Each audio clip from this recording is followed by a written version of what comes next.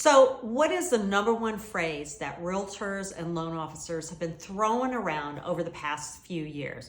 Buying a home builds generational wealth. But what's the context behind that? What's the meat on the bone behind that story? You know, my grandfather was in his early 40s when he passed away. Unfortunate thing, not a wealthy man, but the number one thing that he wanted to do before he died, because he had 5 kids, was buy a home. Now you can say, hey, Ivy, back then it was, didn't have to have all this bajillion dollars. It didn't matter. He still wasn't a wealthy man.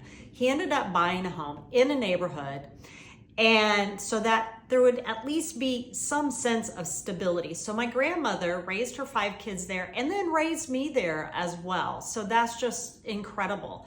So after she got older and moved out, my ex-husband and I ended up buying the home. We raised our kids there. So it went from my childhood home straight to their childhood home as well. The crazy thing is that we ended up getting divorced. He stayed in the home.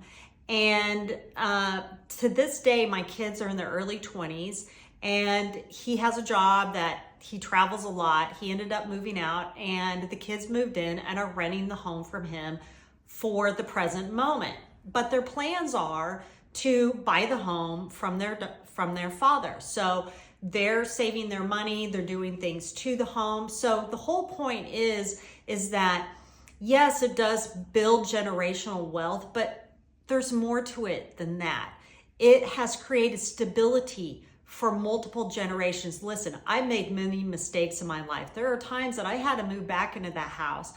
I didn't want to, but it created that foundation so I could have a jumping off spot. My kids in their 20s trying to figure life out. It's a jumping off spot for them.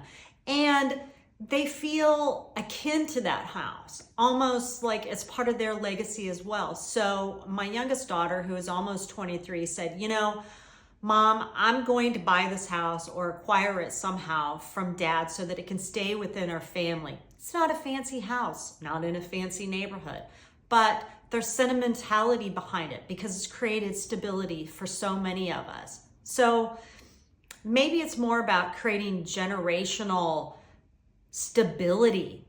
More than anything, we need that today. Thanks for listening.